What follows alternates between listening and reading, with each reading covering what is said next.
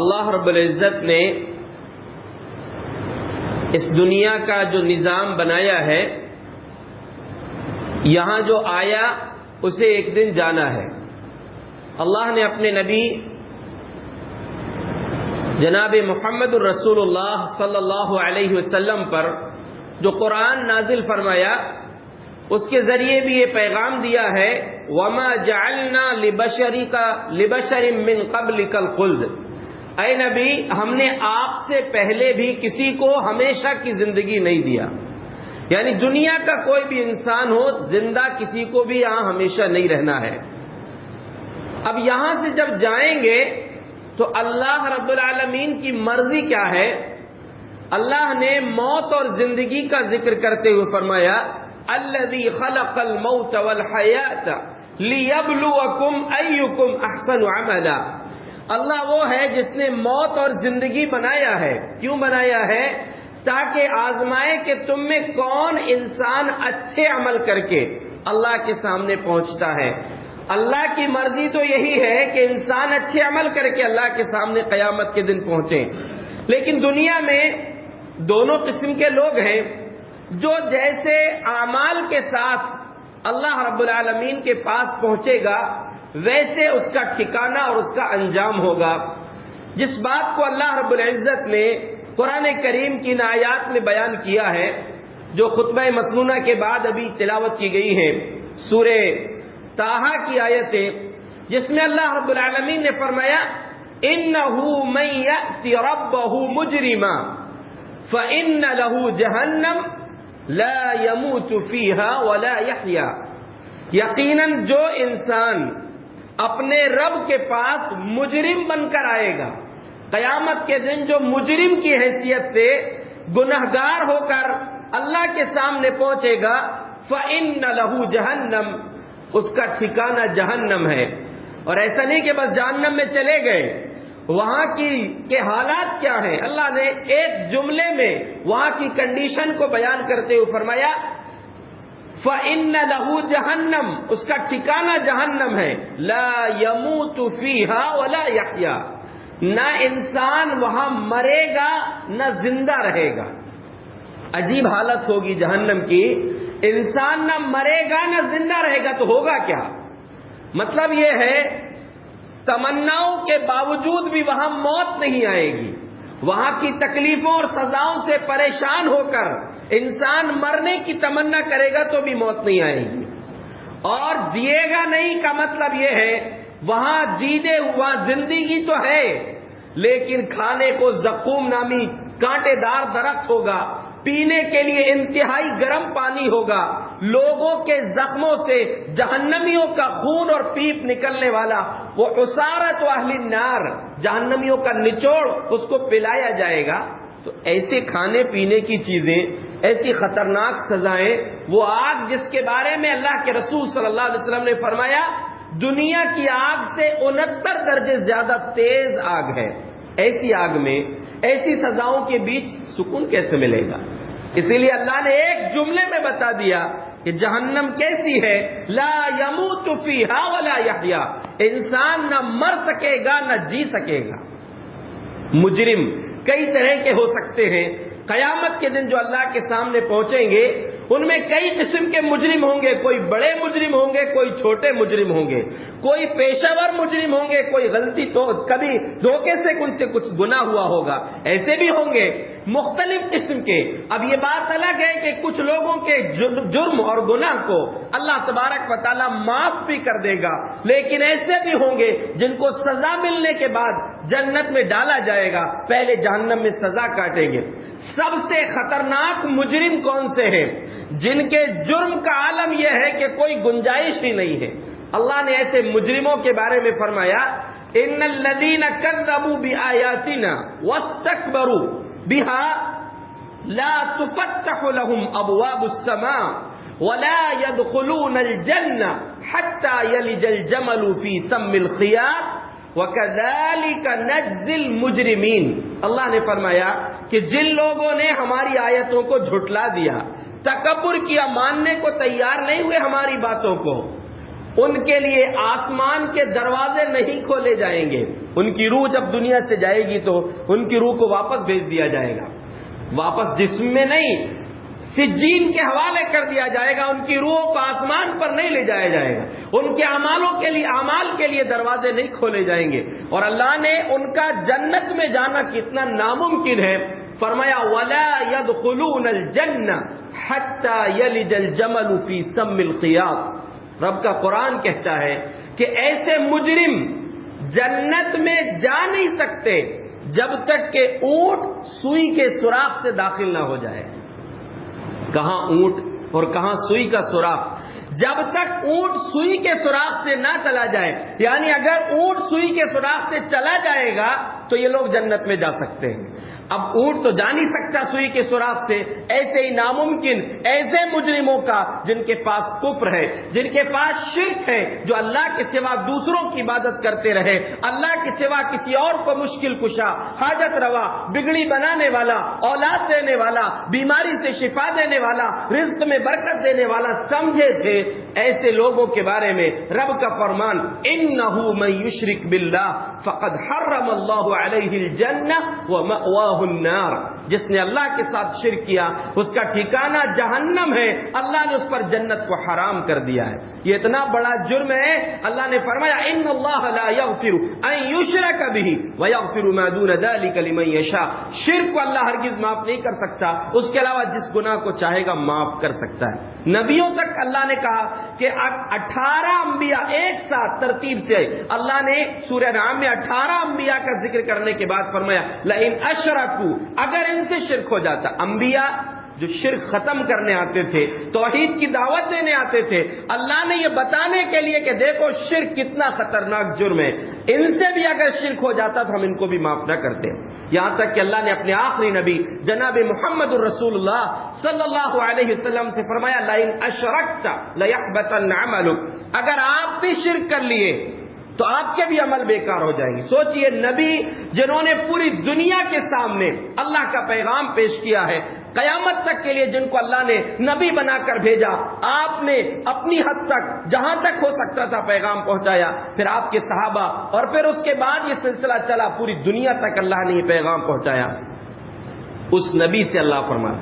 یاد رکھیے سب سے بڑا مجرم یہ, مجرم قیامت کے دن آئیں گے, الگ الگ باتیں اللہ نے قرآن میں فرمایا. اللہ نے ایک مقام پر فرمایا وَتَرَى الْمُجْرِمِينَ يَوْمَئِذٍ مُقَرَّنِينَ فِي الْأَصْفَادِ سَرَابِيلُهُم مِّن قَطِرَانٍ وَتَغْشَى وُجُوهُهُمُ النَّارُ. کہ تم دیکھو کہ قیامت کے دن جو مجرم آئیں گے زنجیروں سے ایک ساتھ ان کو باندھ دیا جائے گا. گاؤں کے لوگ اس بات کو آسانی سمجھ سکتے ہیں. گاؤں میں جو گاٹھا کر دیتے ایک ساتھ بہت سے جانوروں کو ایک ساتھ باندھ دیے, ویسے قیامت کے دن مجرم جو لائے جائیں گے ایک ساتھ ان کو زنجیروں میں باندھ دیا جائے گا.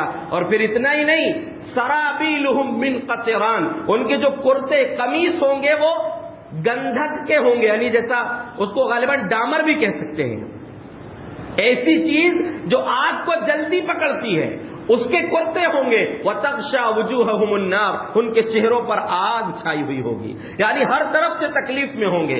اللہ نے ایک مقام پر فرمایا وَوُضِعَ الْكِتَابُ فَتَرَى الْمُجْرِمِينَ مُشْفِقِينَ مِمَّا فِيهِ وَيَقُولُونَ يَا وَيْلَتَنَا مَا لِهَذَا الْكِتَابِ لَا يُغَادِرُ صَغِيرَةً وَلَا كَبِيرَةً إِلَّا أَحْصَاهَا.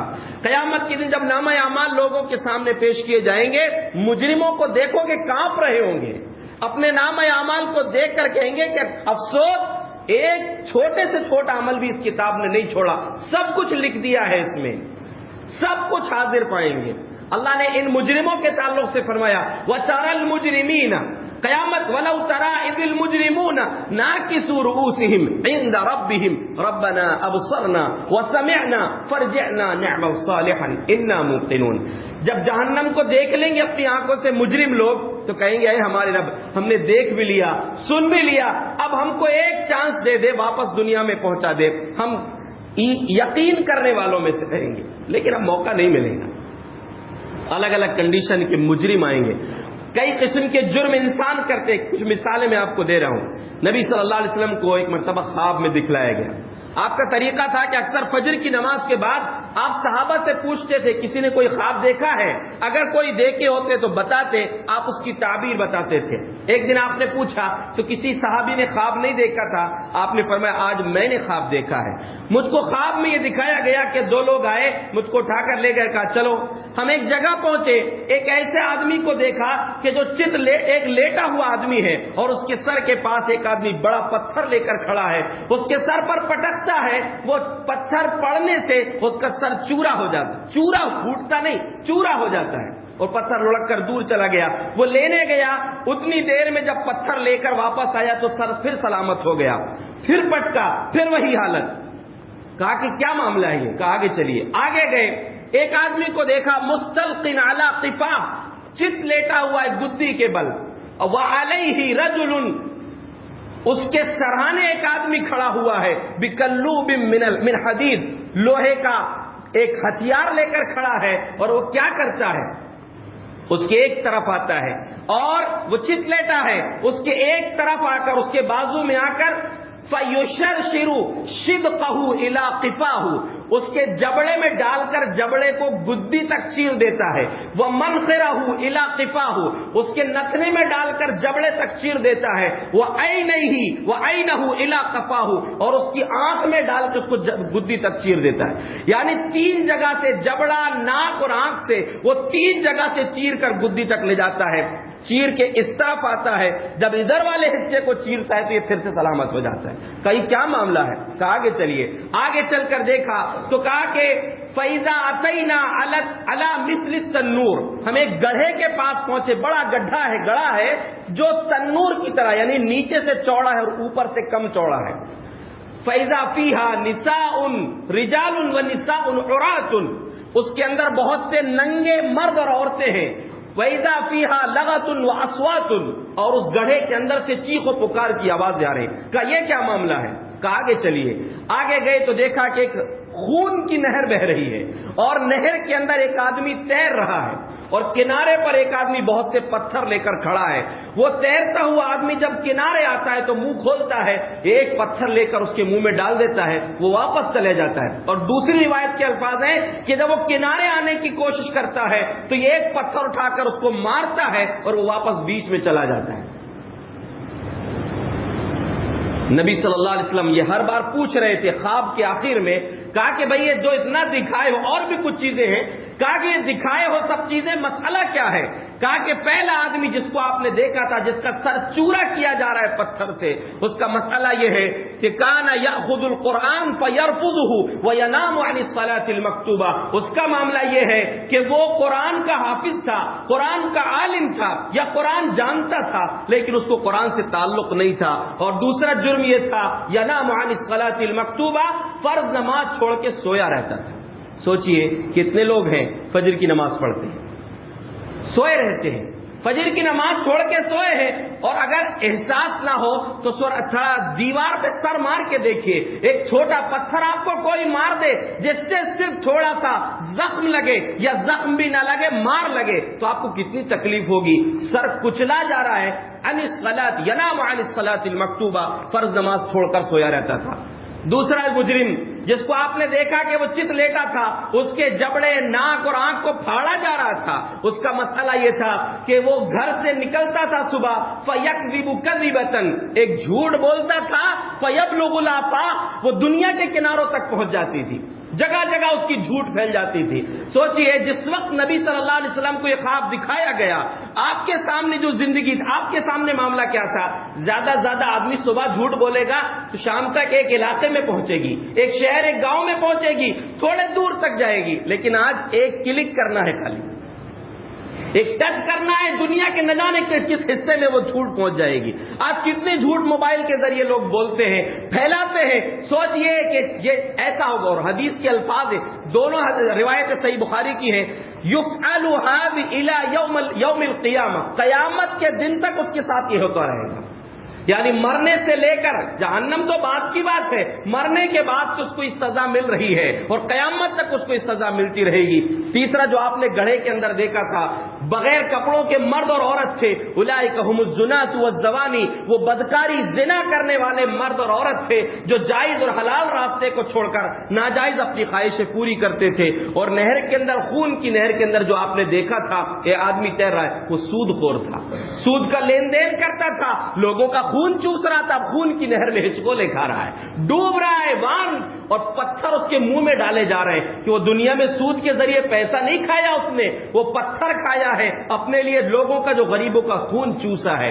تو دینے والا، لینے والا تو ہے ہی مجرم، دینے والا بھی مجرم ہے۔ نبی صلی اللہ علیہ وسلم نے لعنت کیا ہے ایسے 5 لوگوں پر، سود لینے والا، سود دینے والا، سود لکھنے والا اور سود کے دونوں گواہ، یہ سب کے اوپر لعنت ہے۔ وقالہم سوا، اور فرمایا سب برابر ہیں، یہ مجرم ہیں۔ ایسے کئی جرم ہیں نبی صلی اللہ علیہ وسلم دکھائے گئے، اور دیکھیں یہ جرم ایسے بھی ہیں، نبی صلی اللہ علیہ وسلم کا فرمان ہے صحیح بخاری میں، لا يشرب الخمر حين يشرب وهو مؤمن، لا يزني الزاني حين يزني وهو مؤمن، ولا يسرق السارق حين يسرق وهو مؤمن۔ زنا کرنے والا زنا کرتے وقت مومن نہیں ہوتا، چوری کرنے والا چوری کرتے وقت مومن نہیں ہوتا، شراب پینے والا شراب پیتے وقت مومن نہیں ہوتا۔ اکرمہ جو حدیث کے راوی ہیں، صحابی عبداللہ ابن عباس سے پوچھتے ہیں کہ کیف ينزع الایمان منہ، ایمان اس سے کیسے نکل جاتا ہے؟ یعنی ایک آدمی ہے، مسلمان ہے، وہ چوری کر رہا ہے، زنا کر رہا ہے، شراب پی رہا ہے، تو ایمان کیسے نکل جاتا ہے؟ انہوں نے مثال دے کر بتائی، انگلیوں کو انگلیوں میں ڈالا اور کہا کہ دیکھو ایمان ایسے رہتا ہے، جب وہ آدمی جرم کرتا ہے خرج منہ ہکذا، ایمان ایسے اس کے اوپر نکل جاتا ہے، یہ آدمی چوری کر رہا ہے، اس کا ایمان اوپر ہے، اور حدیث کے الفاظ فوق الذل، سائے کی طرح اس کے اوپر ایمان رہتا ہے۔ یا مطلب یہ ہوا چوری کرتے ہوئے، شراب پیتے ہوئے، زنا کرتے ہوئے، ڈاکہ ڈالتے اس کی موت آ گئی تو وہ بغیر ایمان کے مر جائے گا، ایمان تو اس کا اوپر ہے نا، سائے کی طرح۔ فَإِذَا خَرَجَ، پھر بتایا انہوں نے عبداللہ بن عباس نے کہ جب اس کام سے وہ نکل جاتا ہے، رجع الیہ ہکذا، اس کا ایمان اس طرح واپس پھر سے آ جاتا ہے۔ یعنی جتنی دیر وہ جرم کے اندر ہے اس کا ایمان اس کی جسم میں، اس کی ذات میں نہیں ہوتا، اس کا ایمان اس کے اوپر ہو جاتا ہے، نکل جاتا ہے۔ یعنی ایمان کا تقاضا یہ ہے کہ ان جرموں سے دور رہو۔ پیارے نبی کو خواب جہنم کی، جو جنت اور جہنم کے مناظر دکھائے گئے معراج کی رات، آپ نے دیکھا کہ کچھ لوگ یخمشون وجوہہم وصدورہم، اپنے ہاتھوں سے اپنے چہرے اور اپنے سینوں کو نوچ رہے ہیں۔ کہا کہ کیا بات ہے، کیوں اپنے چہروں کو برباد کر رہے ہیں؟ کہا یہ لوگ غیبت کرتے تھے دنیا میں۔ تو دیکھیے جرم جو ہے وہ انسان کے کئی طریقے ہو سکتے ہیں، لیکن یہ جرم کر کے جب اللہ کے سامنے پہنچیں گے، چھوٹے جرم ہوں گے تو ممکن اللہ معاف کر دے، لیکن قرآن کی آیت بتاتی ہے من یأتی ربہ مجرما، اور مجرم کی کوئی کیٹیگری نہیں بتائی گئی ہے، جو جرم کر کے اللہ کے سامنے پہنچے گا اس کا ٹھکانہ جہنم ہے، نہ مر سکے گا نہ جی سکے گا۔ اس لیے ہر انسان کو یاد رکھنا چاہیے جرم سے اپنے آپ کو محفوظ رکھے۔ دوسری طرف آگے اللہ نے فرمایا وَمَن يَأْتِهِ مُؤْمِنًا قَدْ عَمِلَ الصَّالِحَاتِ، اور جو انسان ایمان کے ساتھ نیک عمل لے کر اللہ کے سامنے پہنچے گا فَأُولَئِكَ لَهُمُ الدَّرَجَاتُ الْعُلَىٰ، ان کے لیے بڑے بلند درجات اللہ نے رکھا ہے، بڑے بلند درجات ہیں، جنت کے عظیم درجات اللہ نے ان کے لیے رکھا ہے۔ جنات عدن تجری من تحتها الانہار، ایسی ہمیشہ والی جنتیں جن کے نیچے سے نہریں بہ رہی ہوں گی، خالدین فیہا، جس میں وہ ہمیشہ رہیں گے۔ ہر نیکی کے لیے انسان کے لیے درجات بلند کیے جائیں گے۔ نبی صلی اللہ علیہ وسلم نے صحابہ سے ایک دن پوچھا هل ادلکم علی ما یمحو اللہ بہ الخطایا ویرفع بہ الدرجات، ایسے کام بتاؤں جس کے ذریعے اللہ گناہوں کو مٹاتا ہے اور درجات کو بلند کرتا ہے؟ صحابہ نے کہا بلا یا رسول اللہ، اللہ کے رسول ضرور بتائیے۔ آپ نے فرمایا اسباغ الوضوء عند المکارہ، دل نہیں چاہتے ہوئے مکمل وضو کرنا، سخت سردی ہے، فجر میں آپ اٹھے ہیں، گرم پانی کا انتظام نہیں، ٹھنڈے پانی سے آپ وضو کر لیں، مکمل وضو کرنا۔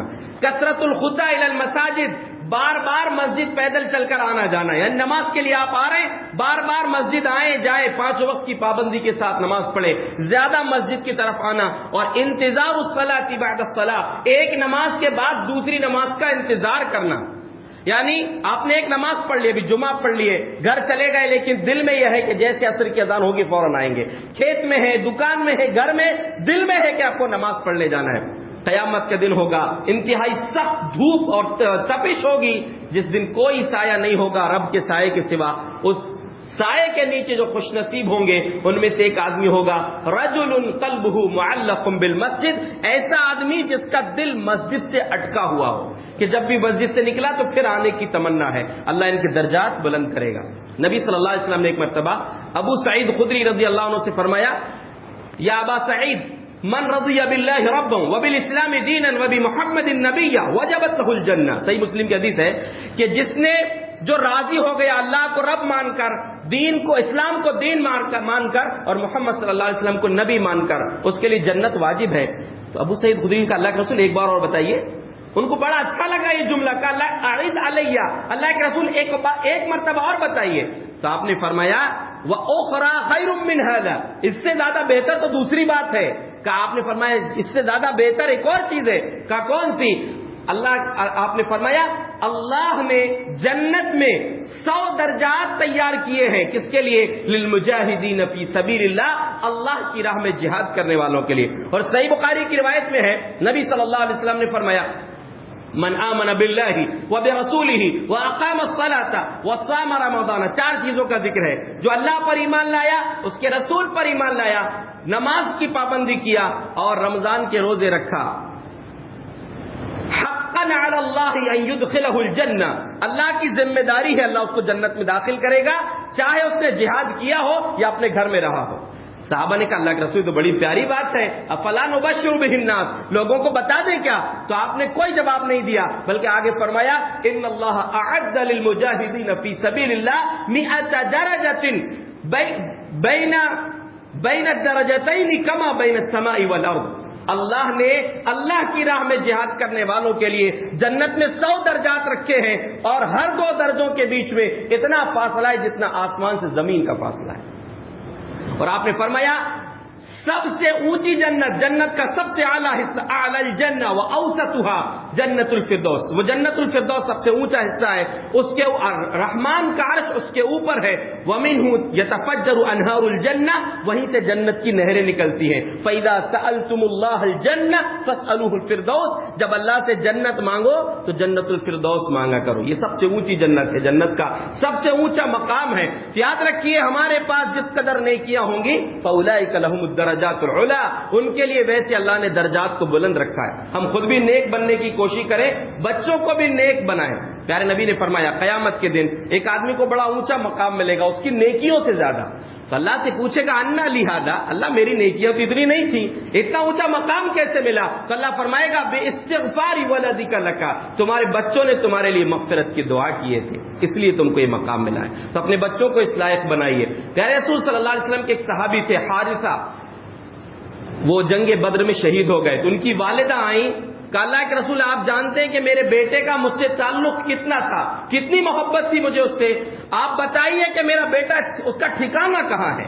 اگر اس کو جنت ملی ہے تب تو ٹھیک ہے صبر کروں گی، اور جنت نہیں ملی تو آپ میرا رونا دیکھیں گے کہ میں کس انداز میں رہوں گی. صحیح بخاری کی روایت ہے. آپ نے فرمایا وہی حقی، ارے تیرا برا ہو، یہ تعجب کے لیے کہا جاتا تھا. اوا حبیلتی، تیری عقل خراب ہو گئی کیا؟ یعنی بیٹا گیا تو کیا عقل بھی چلی گئی تیری؟